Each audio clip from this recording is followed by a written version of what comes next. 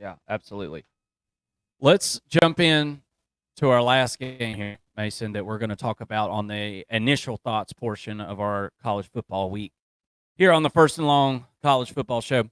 Notre Dame at Purdue. Purdue is being given 10.5 points in this one. Notre Dame coming off of a absolutely embarrassing loss, just totally crap down their leg against NIU. Over under set at 45.5. Vegas is certainly adjusting to what we've all come to realize is a really bad offense for Notre Dame. And where are the wide receivers? It's supposed to be we talked about this on last night's show. It's either where are the wide receivers or why can Riley not throw the ball down the field? Right? It's one of the two. I don't know which one it is.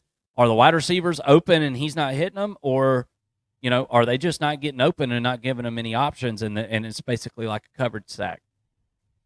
I'm not completely sure at this point, but Purdue is a team that made a lot of improvements in the offseason, and this is a game that you and I have circled since the offseason, saying, if Purdue can somehow figure out a way, they host Notre Dame, if they can somehow figure a way to get an upset, that would totally just send Purdue into, I believe, a bowl position and possibly, a little bit better than that, maybe even 7 wins this year, which would be much invited after a really, really tough year. And Ryan Walters is trying to get his feet settled there at Purdue. What do you think about this one, Mason? Notre Dame defensively is really, really good, but offensively has struggled. Do you think Purdue is going to be able to figure out a way to keep those struggles continuing for the Notre Dame offense in this one? I'm not as sure of what Purdue is going to do defensively. Look, Purdue's played one game so far. It was against Indiana State. They had a bye this past week, which is a weird week 2 bye. But it should help them against Notre Dame. To kind of get ready and spend 2 weeks preparing for what could be the game of these guys' life. To play against Notre Dame and potentially beat Notre Dame. I do think that is well within reason here. But you look at what they did against Indiana State, and I get it, it's Indiana State, but you did what you were supposed to do. 583 total yards. Hudson Card was 24 of 25 with 273 yards and 4 touchdowns. Extremely efficient from him. It doesn't matter who you're playing. When you're 24 or 25, that shows a lot of accuracy and a lot of poise. I think he's playing really well within the system so far in his second season. Really excited to see what this offense does. But, rushing the football, Maccabee had 11 attempts for 89 yards. Jackson, 3 attempts, 83 yards with a 69-yard long run. And then Love had 7 attempts for 38 yards. So kind of got the ground game working there a little bit. Ended up with 248 yards rushing in that game. And then I think that we're still trying to figure some things out in the receiving room. You look at what they did there. Claire had 5 receptions for 71 yards and a touchdown, including a 43-yard touchdown for him. The Georgia transfer, Denylin Morset, only 2 receptions, 27 yards, did get a touchdown as well. No CJ Smith in this as a pass catcher, which is a little bit concerning. We kind of expected him to be the go-to guy for Purdue. Not really sure what happened there. I'm not going to go back and Purdue watch. fans, let us know what happened there. I'd like to know what's up with CJ Smith as we kind of get into this week. Yeah, I mean, I'm not going to go back and watch the Indiana State versus Purdue game. Like, I don't even know if I could find that anywhere. Ain't nobody got no time for that. No. But I do think it's important to point out, I think the main stat for me is Hudson Card and his efficiency at 24 of 25. That's just really efficient. And I think that, going against Notre Dame, it's going to be different. This Notre Dame defense is still pretty for real, even though, they did lose. It wasn't the defense's fault. Can Purdue's defense, and they've had some transfer portal additions as well, held Indiana State to 154 total yards. It's pretty good. But we're going to have to find out what Purdue can do defensively in this game. I think that it's a good matchup for them. I think that Notre Dame is trending downward right now. At on the offensive side of the football, they're going to come out here and they're going to try to just run, right? I would not be surprised if Notre Dame comes out here and passes the ball 15 times against Purdue. Like, I think that they may have to. They may just have to try to run the football because I don't know that they can pass with Riley Leonard. Not effectively, not with his pass catching weapons, and not with his inability to throw the football. It's just not a good recipe for success.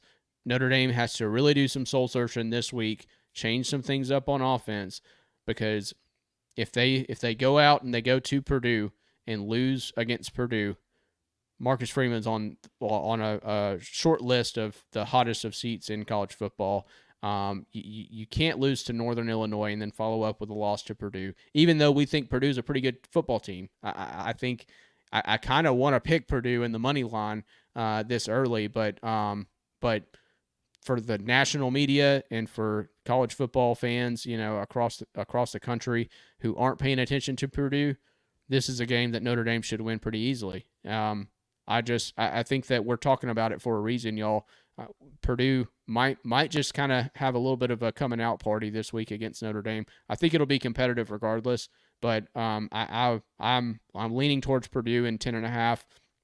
I think it's going to be a close matchup, and I think that this is one that Purdue could win outright against a Notre Dame team that is trending downward. And what does that say about Texas A&M? Well, I mean, that's a little bit of a tangent, but with the way that they played in week one, I don't know that Texas A&M really stands a chance in the SEC now. But yeah, Notre Dame definitely trending downward. They're looking to get right against Purdue. I don't feel very good for them and their hopes this week. I love the Notre Dame secondary. We've talked about it. Xavier Watts, Morrison over there at corner. We really like the secondary, but who have they played? They haven't played anybody with a pulse. And I'm not saying that Purdue's going to be able to just light it up down the field or anything. I'm not necessarily saying that, but it'll be interesting to see. I mean, Purdue does have a bunch of returners on the offensive line. That's going to help. That's going to help a lot in this football game. Can you get Devin Maccabee going? Maybe Reggie Love, get him going, the transfer that came in this offseason. Got to figure out a way to be balanced on offense and figure out a way to be productive against this really, really, really good Notre Dame defense. But defensively for Purdue, I feel like this Purdue defense stands up pretty good. Most of your weaknesses, I feel like, or I won't say weaknesses. Most of your unknowns at this point are in the secondary. You've got tons of returning guys at defensive tackle, at Jeffrey Imba, Cole Bravard there at nose tackle. These are returning talent guys. You bring over C.J. Madden, transfers in at the Fox position. We'll kind of see how he works out. But returning starters, Kydron Jenkins, Yanni Karloftis. These are guys. These are the strengths of your defense. These are the things that you already know about your defense, and they're all right there in the front seven. So we've talked about Notre Dame and their lack of ability to stretch the field, and that might just play right into Purdue's strength on their defense. I wouldn't call this a super strong Purdue defense, but if there is a strength, it's the front seven. The secondary is the one that's the question. So we'll kind of see. I feel like it's kind of strength on strength in that regard. So, and Notre Dame is they're just not very good on offense right now, guys. Running the football, you're right, Mason. They've ran the football effectively at times. Riley Leonard, I've seen Riley Leonard play a couple of games, and every game I see him go apologize to his coach at the end of the game. I've seen it twice now. Sorry about that. That's on me, And at some point, it's got to just be like, all right, well, maybe we got the wrong guy here at quarterback. We'll see. I love Riley Leonard and his upside and his playmaking ability, with his feet. But my God, he hasn't been able to hit the broadside of a barn this year. So we're just going to kind of have to wait and see on that. But as of right now, I'm picking Purdue plus 10.5, and money line is certainly a possibility for me as the week goes on, as I figure out kind of more about some injuries and things like that. Riley Leonard was slammed on the ground real hard in his game this past weekend, and their loss to NIU. So I'm interested to see what his status is. I don't think it was his throwing shoulder, but for a guy that can't throw anyway, he's going to need that shoulder to try to run people over, I guess. He might need both shoulders in this game. Yeah, I think he's going to need both of them. Anything else on Notre Dame at Purdue? I like Purdue hosting Notre Dame here. I like a possible upset, and I feel like Notre Dame could possibly be in free fall after what was an extremely embarrassing loss last week. Yeah, well, I was super interested after mentioning C.J. Smith not recording a single catch in his first game, and it looks like he was out with an injury. C.J. Smith was out. Nyland Green, the defensive back transfer from Georgia, was out. They were also without Cam Brown, one of their stud wide receivers, and an offensive lineman in Corey Stewart. All four starters, all four not playing in week one. We'll have to wait and see. Ryan Walters has not given an update yet as far as whether or not they will play. We may not know until game time, but we'll keep our eye on that and hopefully have an update Tuesday night for our full preview. Yeah, we will certainly dig into that, guys. No doubt about it.